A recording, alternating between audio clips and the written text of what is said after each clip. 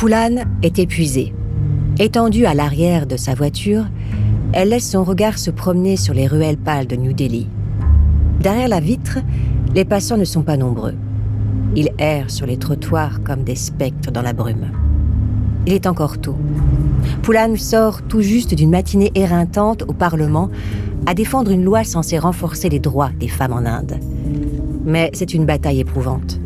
À chaque séance, ses collègues lui mettent des bâtons dans les roues. Hautain et dédaigneux, il se moque d'elle et n'ont que mépris pour le peuple.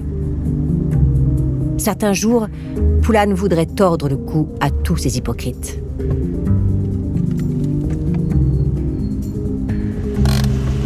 Il est presque midi lorsque la voiture de Poulan Devi se gare face à son domicile, dans le centre de New Delhi.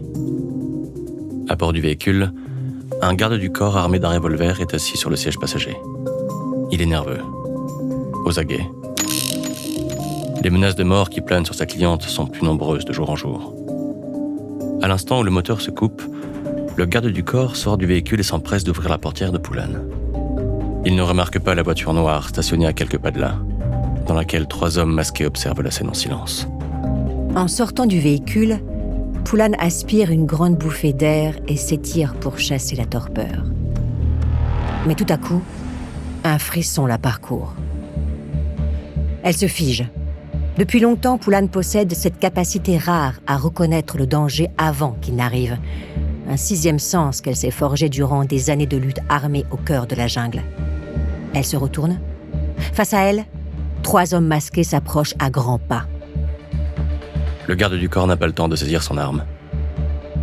L'un des 3 hommes tire un revolver de sa ceinture et ouvre le feu. La déflagration résonne dans la rue. Le garde du corps s'effondre, abattu d'une balle en pleine poitrine. Poulan ne sursaute pas. Elle ne tremble pas. Des gens abattus, elle en a vu des centaines au cours de sa vie.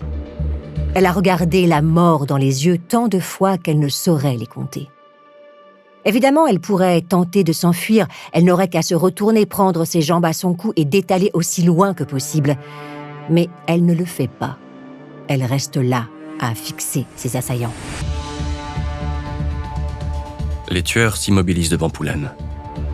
Ils sont surpris. Pourquoi cette femme n'essaie-t-elle pas de s'enfuir ? Elle leur fait face. Pire, voici qu'elle s'avance soudain vers eux. Le menton levé, le regard droit et fier. L'un des hommes brandit son arme et pointe le canon sur le visage de Poulan Devi. Nous sommes le 25 juillet 2001. Un souffle glacé balaie les artères de la ville. Tout est calme à présent. Le tueur appuie sur la détente.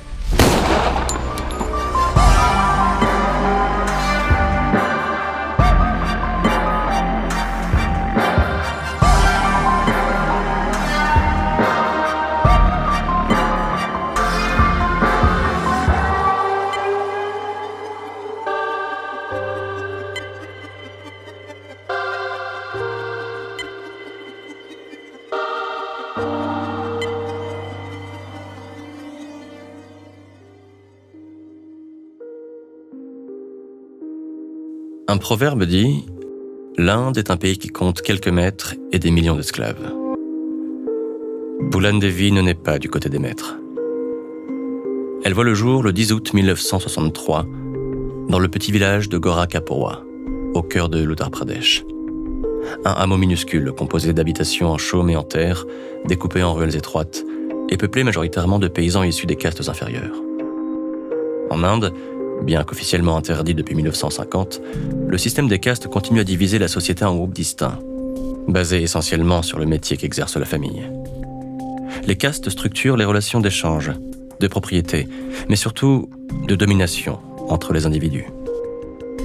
La famille de Poulan appartient à la communauté des Mallas, la caste des pêcheurs et des bateliers, l'une des plus basses qui soit. Ses parents ne possèdent rien hormis leur maison. Ni terre, ni bétail, et aucune considération de la part des plus fortunés du village. Ils ne survivent qu'en offrant leurs bras aux propriétaires terriens. La faim, la misère et le mépris sont les seules constantes de leur quotidien. Dès sa naissance, le malheur jette une ombre sur le destin de Poulan Devi. Sa mère pleure d'avoir accouché d'une fille. Elle aurait tant souhaité un garçon. Dans l'Inde des campagnes, il n'est pas rare qu'une mère noie son enfant en découvrant qu'il s'agit d'une fille. C'est une malédiction, un poids financier pour la famille, et le signe avant-coureur de possible honte au sein du village. Mais avoir une fille possède certains avantages.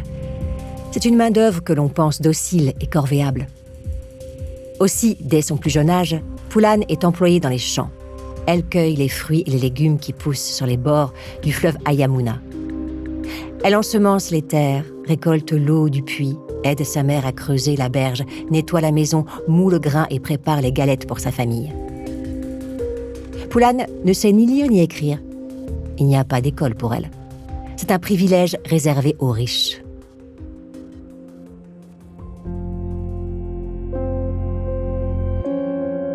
Durant le jour, les femmes œuvrent sans répit dans les champs ou au foyer. Mais le soir venu, elles subissent les foudres d'hommes violents et irascibles. Dans ce village, comme dans d'autres, il n'est pas rare d'entendre leurs sanglots étouffés dans le silence de la nuit. Nombreux sont les maris qui violentent leurs épouses, les pères qui battent leurs filles, les frères qui humilient leurs sœurs. Poulan développe très tôt une haine féroce contre ces traitements infligés aux femmes. Enfant, elle s'assied parfois sur le muret qui borde sa maison et observe ses voisins. Et ce qu'elle voit la consume de rage. Des femmes rouées de coups en permanence, qui se cachent pour pleurer, puis s'en retournent humblement à la cuisine.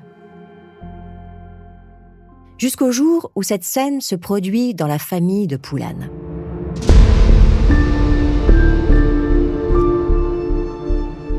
Un soir de ses 9 ans, elle voit son père lever la main sur sa mère pour la toute première fois. C'est un point de bascule. Le sang monte aussitôt à la tête de la jeune fille. Contemplant le corps meurtri de sa mère, Poulan bondit d'instinct sur le coupable. Elle le griffe violemment au visage, le mord, tire et déchire sa tunique en hurlant comme une bête enragée. Ahuri par cette colère soudaine, son père ne tente pas de se défendre. Il recule sans un mot et s'éloigne, les bras ballants, l'air honteux et penaud.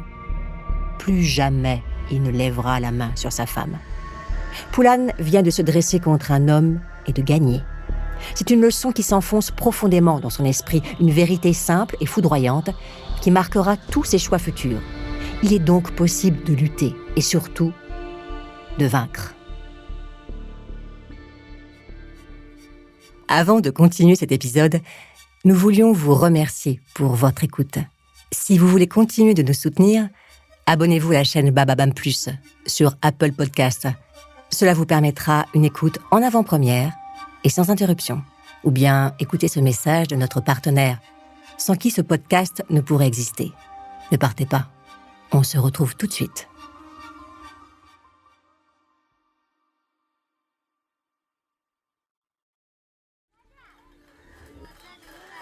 À l'âge de 11 ans, Poulan Devi est mariée de force à Putilan, un propriétaire terrien de 33 ans.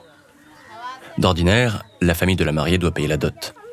Mais les parents de Poulan sont si pauvres qu'ici, c'est le mari qui achète la jeune fille en échange d'un bœuf et d'une bicyclette. La mère de Poulan hésite longtemps avant de marier son enfant. Mais son entourage finit par la convaincre. 11 ans, lui dit-on, c'est un très bon âge pour prendre époux. Une célibataire plus âgée risquerait d'être violée dans les champs. Et puis, que les familles riches s'achètent les filles des familles pauvres, c'est une coutume immémoriale. Le devoir des miséreux est de servir les puissants. Le rôle des femmes est d'adorer leur époux. Il en a toujours été ainsi.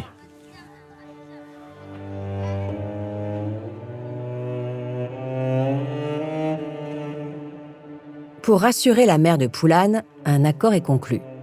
Le futur mari s'engage à ne pas toucher son épouse avant qu'elle n'ait atteint la majorité. La vente est scellée. On conduit Poulan dans la maison de son nouvel époux. Mais 2 jours après son arrivée, Putilan conduit la jeune fille dans une étable et la viole à plusieurs reprises. Poulan tente de se défendre, mais ses tentatives désespérées ne font qu'irriter l'homme qui, dans sa colère, lui assène des coups de poing d'une violence inouïe. Durant les jours, les semaines, les mois qui suivent, Putilan multiplie les sévices contre sa jeune épouse. Durant les jours, les semaines, les mois qui suivent, Putilan multiplie les sévices contre sa jeune épouse. Poulan résiste à chaque fois, puisant ses forces dans sa rancœur, mais elle s'affaiblit au fil du temps et tombe malade. 2 années s'écoulent jusqu'à ce que son mari, lassé par cette épouse récalcitrante et bagarreuse, ne décide de la répudier. Après l'avoir rouée de coups, il l'abandonne un soir sur les rives de la Yamuna, à quelques pas de son village d'origine. Des villageois récupèrent le corps de Poulan près de la rivière et la conduisent aussitôt chez son cousin, un dénommé Mayadine. La jeune fille est amaigrie et en état de choc, le visage tuméfié, le corps brisé. Mais on ne lui prodigue aucun soin. Son cousin Mayadine est un homme mauvais, qui s'est approprié le maigre héritage familial et voue une haine sans borne aux parents de Poulan. Mayadine sait qu'il peut utiliser cette situation à son avantage. Il convoque le Panchayat, le conseil du village, et exhorte ses membres à bannir Poulan. Après tout, cette fillette d'à peine 13 ans incarne déjà la honte. Elle n'a pas pu satisfaire son mari, et si on le laisse regagner sa famille, elle attirera le malheur au sein du village.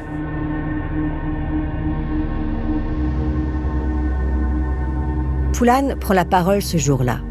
Le regard noir et les poings serrés, elle fait face au Panchayat et proclame d'une voix grave « Je ne suis plus une fille. À partir d'aujourd'hui, vous me traiterez comme un homme et justice me sera rendue. » Frappés d'entendre ces mots dans la bouche d'une adolescente, les villageois n'osent répliquer et consentent à laisser Poulan retourner dans sa famille. Mais rien ne sera plus comme avant. Dans ce village marqué par le respect des traditions, la présence de Poulan est insupportable. Elle est perçue comme une prostituée et continuellement harcelée. C'est elle la fautive, et non son ancien mari. Elle seule porte la honte. Et son caractère farouche n'arrange rien. On la considère comme une sauvageonne, une paria, une tentatrice. Les femmes insoumises n'ont pas leur place dans cette société. D'ailleurs, la colère de Poulan ne s'apaise pas, bien au contraire. Chaque jour, elle parle aux filles du village et leur apprend à se battre, à refuser d'être battues, vendues, violées.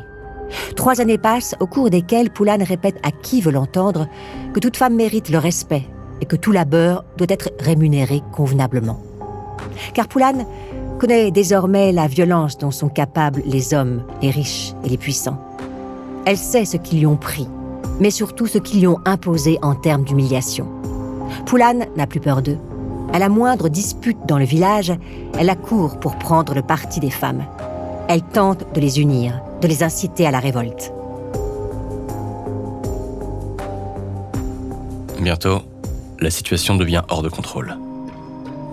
Portées par le charisme de Poulan Devi, les femmes du village commencent à désobéir à leur mari. Le cousin Mayadine a conscience du danger.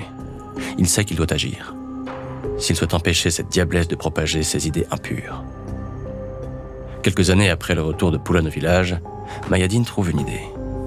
Il organise un faux cambriolage dans sa demeure et accuse Poulan d'en être la coupable. Bien entendu, il n'oublie pas de soudoyer la police afin qu'on procède à son arrestation. Poulan Devi est interpellée le jour même et conduite au commissariat local.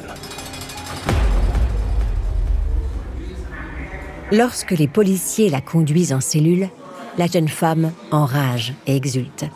La plupart des villageois craignent les forces de l'ordre, mais ce n'est pas le cas de Poulan. Elle ne baisse pas les yeux. Elle se débat contre ses bourreaux, proclame son innocence et hurle pour qu'on la libère. En réponse, les policiers lui assènent de terribles coups de bâton. Mais le pire reste à venir. Durant les 6 mois que dure son enfermement, cloîtrée dans une minuscule geôle sans fenêtre, Poulan sera torturée et violée à plusieurs reprises par ses tortionnaires en uniforme.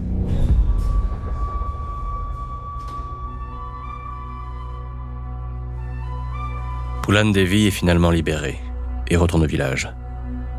À présent qu'elle a séjourné en prison, le regard des villageois change sur son passage. Elle n'est plus une simple tentatrice, mais une criminelle. On ne l'observe plus avec mépris, mais avec crainte.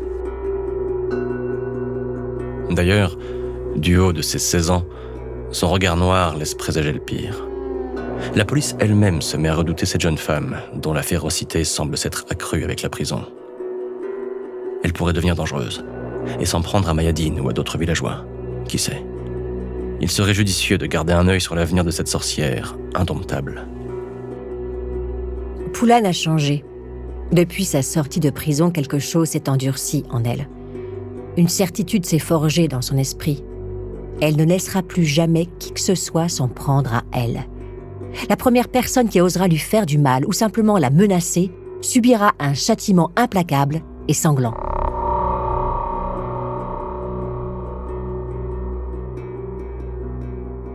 Au même instant, le cousin Mayadeen s'apprête à remettre en question cette certitude.